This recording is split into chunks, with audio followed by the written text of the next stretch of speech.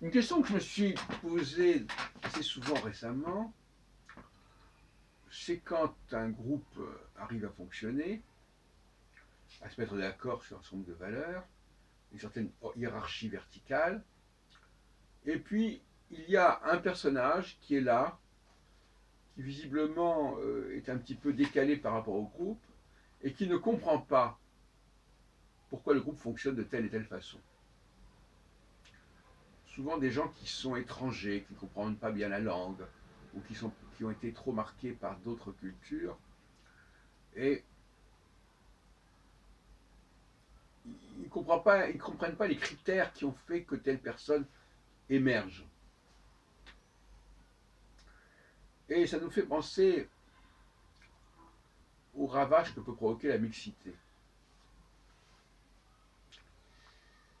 D'un autre côté, j'ai dit que j'avais une approche impériale des choses et que je considérais qu'une société pouvait comporter des éléments très différents et des compartiments très différents.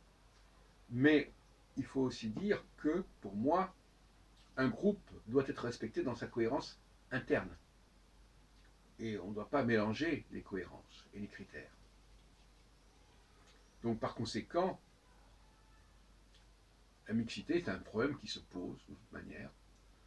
Non pas, donc, je répète encore une fois, que je cherche une société qui serait homogène, mais je dis qu'au sein de cette société hétérogène, il doit y avoir des groupes homogènes. Voilà ce que je pense. Donc, dans le cadre de notre café philo, McDo, on a un personnage d'origine un petit peu indéterminée, un petit peu hybride, qui lui ne comprend pas ce qui se passe. Et constamment nous interpelle en disant mais pourquoi c'est comme ça, pourquoi vous écoutez celui-ci, qu'est-ce qu'il a de spécial, il n'a pas ceci, il n'a pas cela qui me paraît important, et donc il n'y a aucune raison, il n'a pas de légitimité, etc. La légitimité du pouvoir, puisque c'est de ça dont il s'agit, eh bien, elle varie selon les groupes, selon les codes, selon les critères. Si quelqu'un ne connaît pas les critères, le fait même qu'il ne connaisse pas les critères le met à part, le met en dehors du groupe. Donc quand quelqu'un dit je ne comprends pas, ben, ça veut dire qu'il ne comprend pas. Ça veut dire qu'il n'est pas dans le coup. Il ne comprend pas ce qui se passe. Et il risque de perturber le groupe par des interrogations. Et justement, je pense aux primaires. Les fameuses primaires qui ont marqué depuis quelque temps la vie politique française et américaine évidemment. Mais en France, c'est particulièrement remarquable.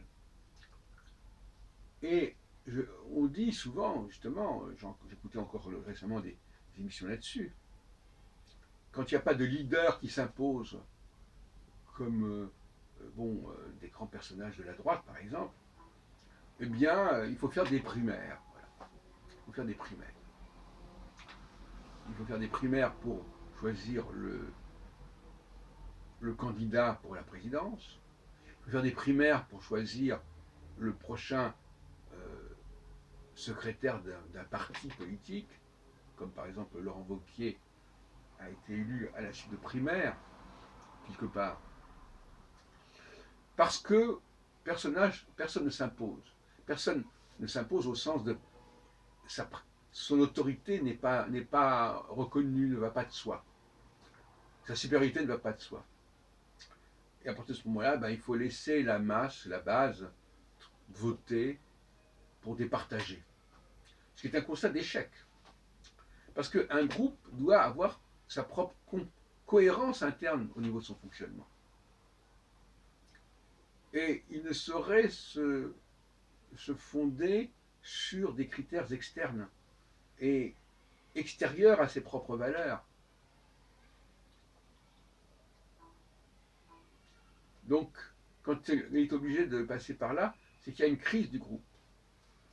Et on le voit bien avec le parti gaulliste, puisque lorsqu'ils ont élu François Fillon il y a bientôt un an, enfin, à la rentrée 2017, lors des primaires, ce qui a d'ailleurs éliminé à la fois Sarkozy et le maire de Bordeaux, eh bien, on s'est aperçu au bout d'un certain temps qu'il y avait un problème avec Fillon. Eh bien, ils n'ont pas été capables de s'entendre pour modifier leur position, pour changer de candidat. Et ça, c'est grave. Donc il y a des groupes comme ça qui sont incapables de s'entendre. Et ça, c'est le fait de la mixité. Juppé aurait pu prendre la place de Fillon, ça n'a pas été fait. Et le fait même de ne pas être capable de résoudre le problème, c'était déjà un très mauvais point. Ils étaient pris dans une systémique qu'ils n'arrivaient plus à contrôler et dont ils n'arrivaient pas à mesurer les effets catastrophiques à terme. Voilà ce que je voulais dire, n'est-ce pas? Quand un groupe n'arrive pas à s'organiser,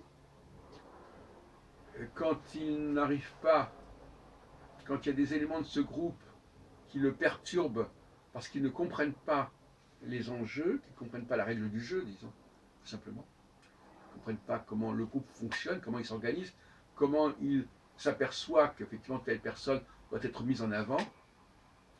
Quand il y a des éléments extérieurs, eh bien, ça empêche ce processus d'élection naturelle de se produire et on tombe dans une espèce de marasme auquel on a pu assister ces derniers temps.